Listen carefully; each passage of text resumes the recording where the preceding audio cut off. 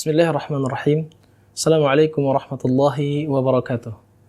Innal hamdalillah nahmaduhu wa nasta'inuhu wa nastaghfiruh wa na'udzu billahi min shururi anfusina wa sayyiati a'malina. Man yahdihillahu fala mudilla lahu wa man yudlilhu fala hadiya lahu.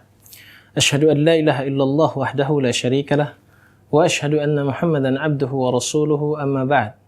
Fa inna asdaqal hadithi kitabullah wa khairal hadi hadi Muhammadin sallallahu alaihi wasallam wa syarral umuri muhdatsatuha wa kullu muhdatsatin bid'ah wa kullu bid'atin dhalalah wa kullu dhalalatin finnari amma ba'd. Seperti yang telah maklum di antara kita semua bahwa salah satu cabang ilmu yang paling penting bagi kita yaitu mempelajari tentang akidah yang benar. Pada kesempatan kali ini insyaallah kita akan membahas sebuah kitab yang sangat mulia, kitab yang dikarang oleh Syekhul Islam Ibn Taimiyah rahimahullah ta'ala yang berjudul Lamiyatu Syekhul Islam, yang dimana ini akan disyarah oleh Syekh Abdul Karim Ibn Abdullah Al-Khudair hafizahullah ta'ala. Beliau mengatakan Bismillahirrahmanirrahim. Ahamiyatu ilmi al-aqidati, pentingnya kita belajar ilmu akidah. Alhamdulillahi Rabbil Alamin, segala puji bagi Allah subhanahu wa ta'ala, wa sallallahu wa sallam wa barik ala abdihi wa rasulihi, kemudian salawat serta salam tercurahkan kepada Nabi Muhammad sallallahu alaihi wasallam, dan semoga Allah subhanahu wa ta'ala senantiasa memberkahi beliau, Nabi Muhammad, Nabi kita Muhammad sallallahu alaihi wasallam, beserta keluarga dan pengikut Rasulullah sallallahu alaihi wasallam, wa sahbihi, dan beserta sahabat Rasulullah sallallahu alaihi wasallam secara keseluruhan tanpa dibedakan sama sekali. Amma ba'd. Fa inna ilmal aqidati, maka sesungguhnya yang namanya ilmu akidah, min a'zami fununil ilmi, dari ilmu yang paling agung dan paling besar. Jadi dalam Islam itu terdapat beberapa cabang ilmu, dan yang paling penting di antara semuanya yaitu akidah yang benar. Beliau kemudian mengatakan di sini wa mawdu'uhu min ahammil mawdu'at, dan membicarakan tentang akidah itu adalah pembicaraan yang paling penting. Kenapa? Karena akidah ini yang memasukkan seorang ke dalam surga Allah Subhanahu wa taala dan mengeluarkan seseorang dari surga Allah Subhanahu wa taala, yaitu memasukkannya ke dalam neraka Allah Subhanahu wa taala apabila akidahnya adalah akidah yang tidak sesuai dengan cara Rasulullah sallallahu alaihi wasallam berakidah. Beliau mengatakan kemudian li'annahul aslu alladhi yubna alaihi ghairuhu. Kenapa ilmu akidah ini menjadi pembahasan yang paling penting di antara semua pembahasan? Karena dia adalah fondasi dasar. Li'annahul aslu, kata beliau di sini.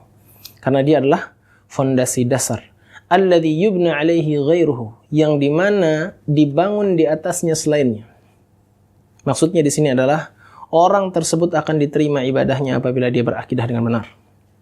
Salat, puasa, haji, zakat tidak akan diterima oleh Allah Subhanahu wa taala apabila dia tidak berakidah dengan benar.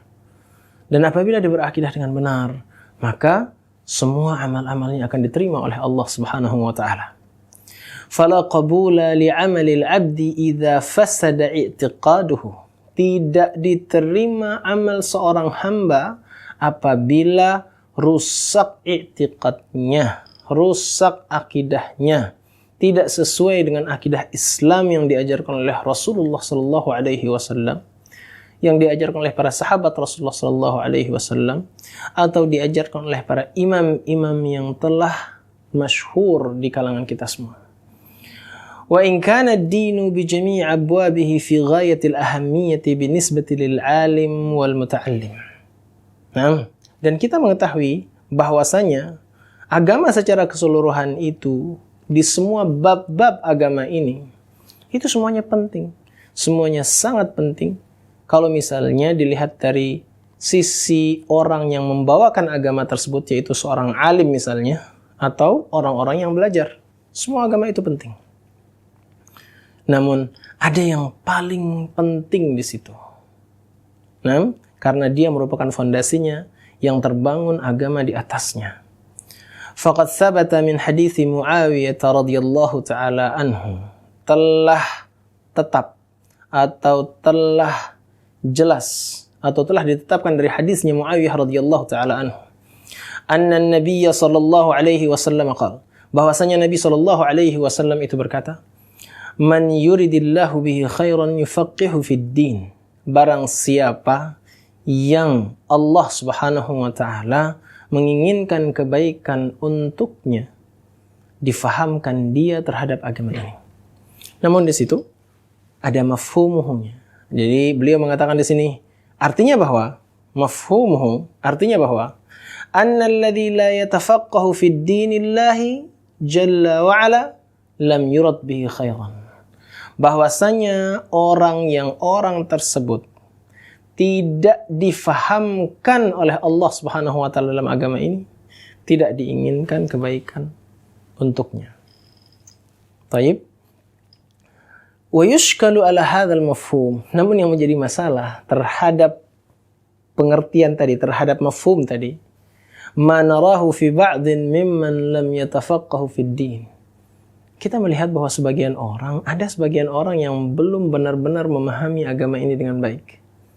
Ya, yang dimana kita katakan tadi, kaidahnya bahwa orang itu akan diberi kebaikan apabila dia memahami agama.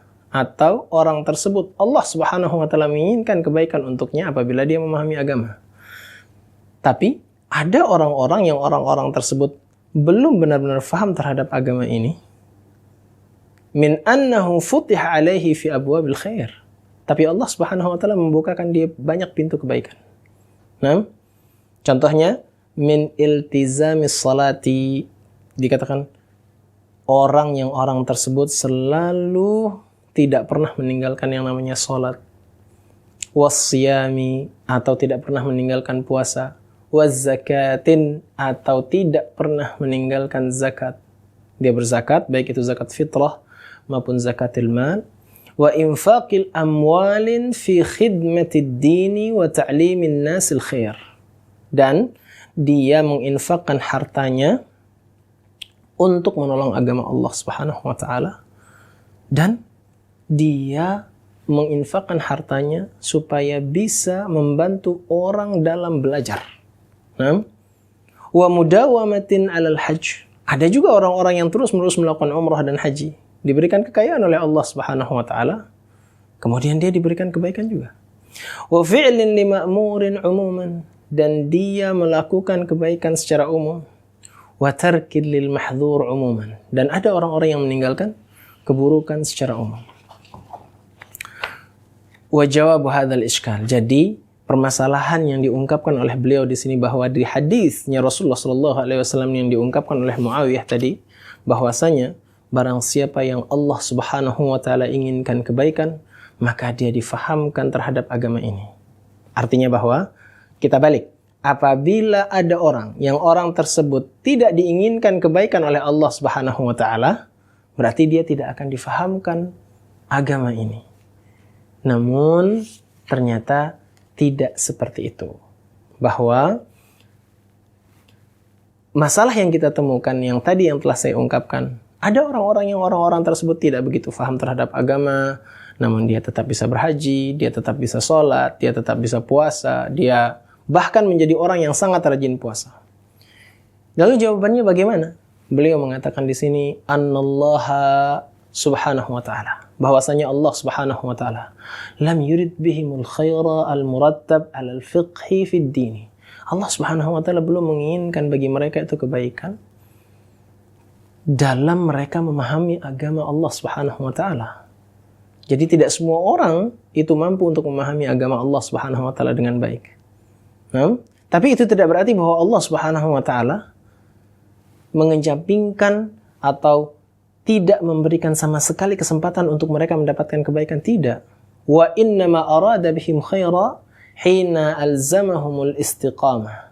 Tapi Allah Subhanahu wa taala menginginkan supaya mereka mendapatkan kebaikan ketika mereka beristiqamah. Artinya bahwa mereka tahu sedikit tentang agama ini, tapi mereka terus-menerus menjalankan apa yang sedikit itu. Maka itu adalah bentuk kebaikan yang Allah Subhanahu wa taala inginkan untuknya. Tidak tahu banyak tentang agama, tahu sedikit tapi itu terus-menerus dijalankan. Wa qala Allah Subhanahu wa taala berkata, "Innal ladzina qalu rabbuna Allah tsumma istaqamu." Sesungguhnya orang-orang yang telah berkata, Tuhan kami adalah Allah Subhanahu wa taala, kemudian dia istiqamah. Maksudnya, dia menjalankan konsekuensinya ketika dia mengatakan bahwa Allah Subhanahu wa taala adalah Rabb-nya, dia menjalankan konsekuensinya. Apa konsekuensinya? Beribadah hanya kepada Allah Subhanahu wa taala. Itu adalah orang tersebut diinginkan kebaikan oleh Allah Subhanahu wa taala. Kemudian dia menjalankan perintah-perintah Allah Subhanahu wa taala dan menjauhi semua larangan-larangan dari Allah Subhanahu wa taala. Wa qala sallallahu alaihi wasallam, dan Rasulullah sallallahu alaihi wasallam berkata, "Qul," katakanlah, "Amantu billahi tsumma istaqim." Katakanlah kamu, saya beriman kepada Allah, kemudian jadilah orang yang terus-menerus istiqamah di atas jalan Allah dan Rasulnya. فَهَذَا الَّذِي اسْتِقَامَ عَلَى فِعْلِ الْأَوَامِرِ, maka orang yang selalu istiqamah ini di atas jalan yang diperintahkan oleh Allah Subhanahu wa taala, wa tarkul mahdhurati waz-zawajiri, dan dia meninggalkan apa yang dilarang oleh Allah Subhanahu wa taala, wa badzala min nafsihi wa malihi wa jahihi li nusratid din, dan dia mengorbankan semua apa yang dia miliki dari jiwa, raganya, kemudian hartanya, kemudian kedudukannya untuk menolong Allah Subhanahu wa taala sesuai dengan kemampuannya. Aradallahu bihi khaira.